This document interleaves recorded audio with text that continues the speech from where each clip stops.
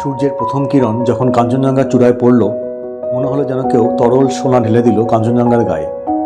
এই দৃশ্য সত্যিই জীবনে ভোলার নয়। গোটা দিন ধরে কাঞ্চনজঙ্ঘার রূপ চাকতে চাইলে চলে আসুন এই দুর্দান্ত লোকেশনে, যেখানে আপনি পেয়ে যাবেন একদম আপনার বাজেটের মধ্যে ইলাহি খাওয়া দাওয়া, দুর্দান্ত থাকা আর মন মাতানো প্রাকৃতিক সৌন্দর্য, যা আপনার মনে স্থান করে নেবে সারা জীবনের মতো। তাই সম্পূর্ণ ভিডিওটি ভালো করে দেখে জেনে নিন এখানে আসার সমস্ত খুঁটিনাটি তথ্য।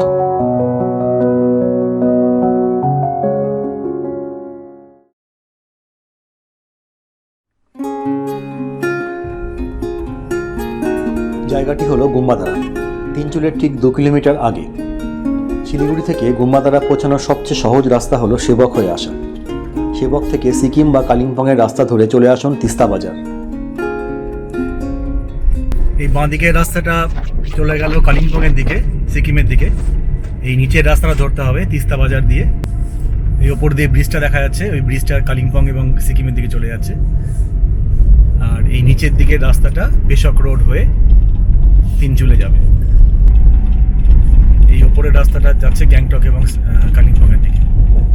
এটা হচ্ছে তিস্তা বাজার।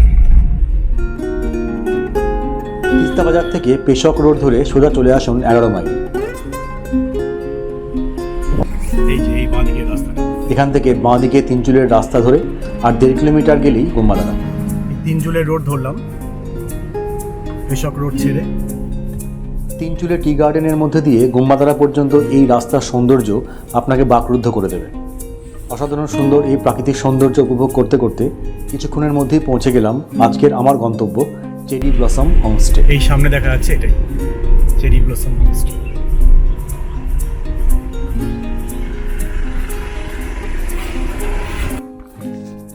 আচ্ছা, পৌঁছে গেছি চেরি ব্লসম হোমস্টে তিনচুলেতে। আমার গাড়িটা এখানে থাকবে, এটা পার্কিংয়ে যথেষ্ট জায়গা রয়েছে এখানে।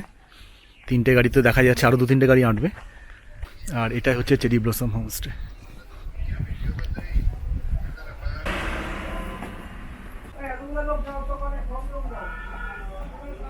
এটা সামনে একটা কমন ব্যালকনি দেখা যাচ্ছে। আচ্ছা, এটা হচ্ছে রুম, যথেষ্ট বড় রুম। এখানে 4 জন তো আরামসে শোয়া যাবে। আমাকে যে রুমটা দিয়েছে 4 বেডের রুম এটা অ্যাকচুয়ালি। সাজানো গোছানো কোজি একদম।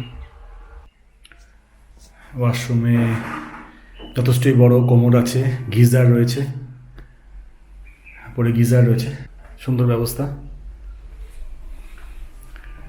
আর বেস্ট হচ্ছে এই রুম থেকে ভিউ।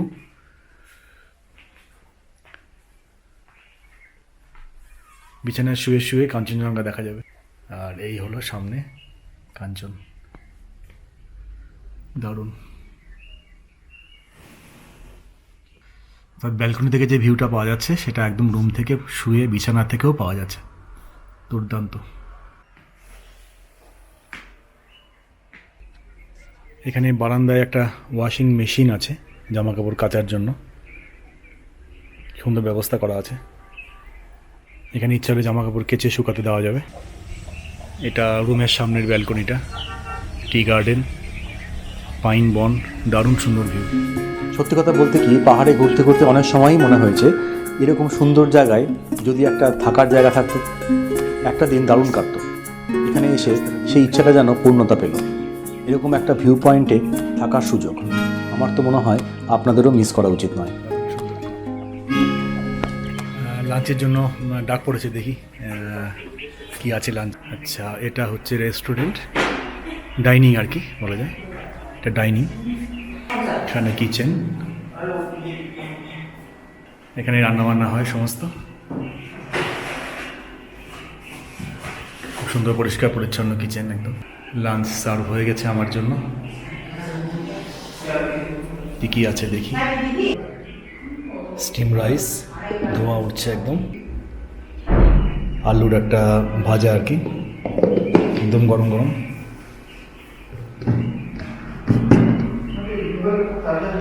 ডাল, এখানে একটা সবজি আছে, আমরা তো ভেন্ডির সবজি, পাঁপড় আছে, চাটনি আছে। দিদি এখানে সার্ভ করে দিচ্ছে খুব সুন্দর করে। আচ্ছা, ডিমটা বলা হয়নি, ডিম আছে, এগ কারি আছে একটা। রান্না করা ভালো।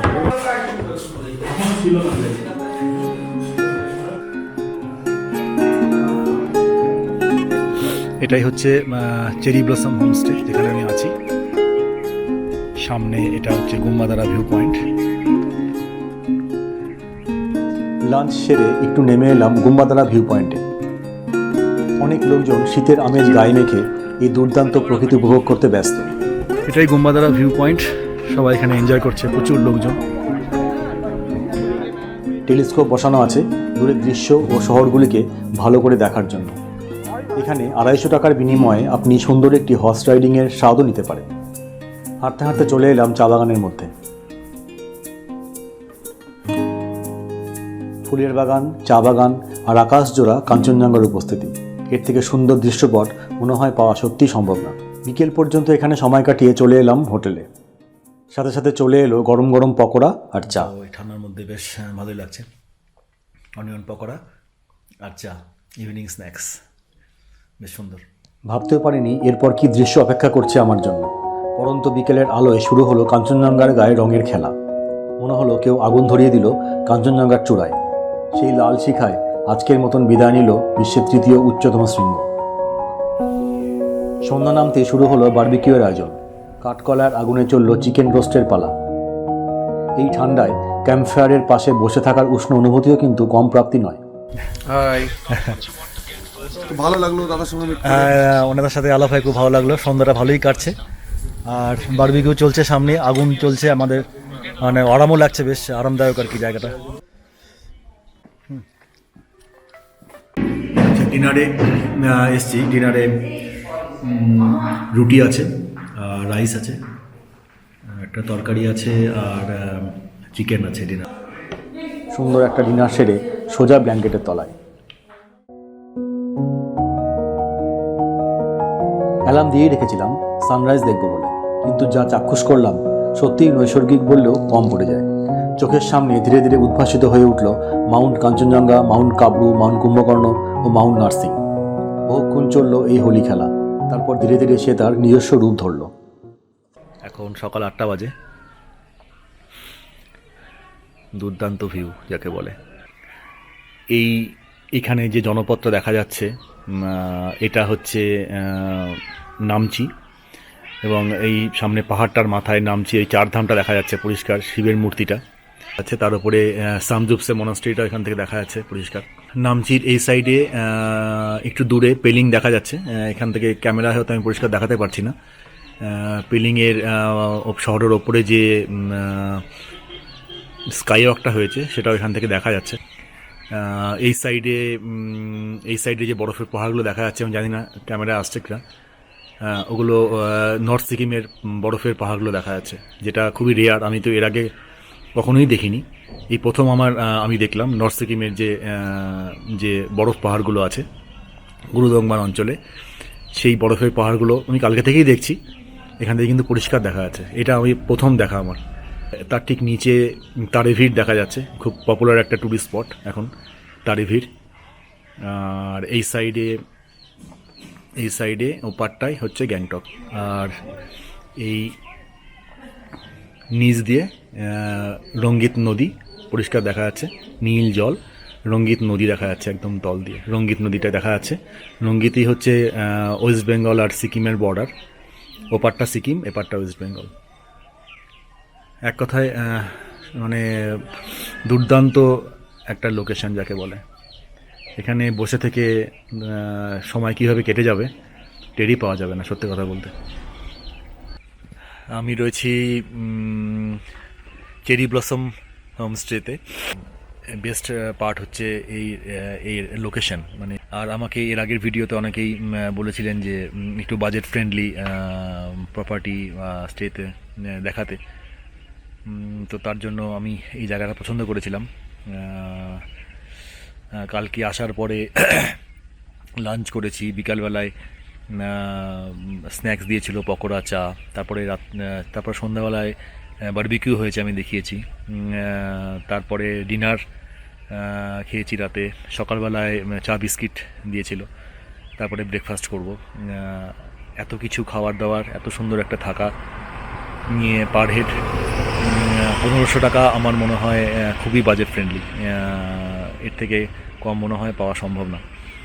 এত সুন্দর একটা লোকেশান, সবচেয়ে বড় ব্যাপার এরকম একটা লোকেশানে, এরকম একটা জায়গা, এরকম থাকা খাওয়া ব্যবস্থা সত্যি দারুণ। আমি তো সবাইকে রেকমেন্ড করব, আমার ভিউয়ার্স যারা আছে, যদি সত্যিকারের ভিউ এনজয় করতে হয় তাহলে কিন্তু এখানে আসা যেতেই পারে। এবং থাকা খাওয়া সত্যি খুব ভালো, এবং অবশ্যই বাজেটের মধ্যে সবার। সকাল ঠিক 9টায় ডাক পড়লো ব্রেকফাস্টে। চলে এলাম ডাইনিংয়ে। গরম গরম পুরি আর সবজি আর অমলেট দেবে বললো। চেরি ব্লসম হোমস্টে সত্যি অর্থে একটি হোমস্টে, একদম বাড়ির মতন খাওয়া দাওয়া, আতিথেয়তা, আর তার সাথে এরকম লোকেশন ও ভিউ সত্যিই মন জয় করবে। স্ক্রিনে দেওয়া নম্বরে অমিতবাবুর সাথে যোগাযোগ করে চলে আসুন এই দুর্দান্ত লোকেশনে, আর উপভোগ করুন জীবনের সেরা কিছু মুহূর্ত। এখান থেকে দিনে দিনে ঘুরে আসুন একদম কাছাকাছি তিনচুলে, তাগদা, লামাহাট্টা। আর কোথাও না যেতে চাইলে সারাদিন এখানে বসে কাঞ্চনজঙ্ঘার রূপ উপভোগ করুন। ব্রেকফাস্ট সেরে ফেরার পথ ধরলাম। বাই দ্য ওয়ে, আমি সৌরভ, আর আপনারা দেখছিলেন এসডি গাইড। খুব তাড়াতাড়ি ফিরছি নতুন জায়গার সন্ধান নিয়ে নতুন ভিডিওতে। ততক্ষণ ভালো থাকবেন, নমস্কার।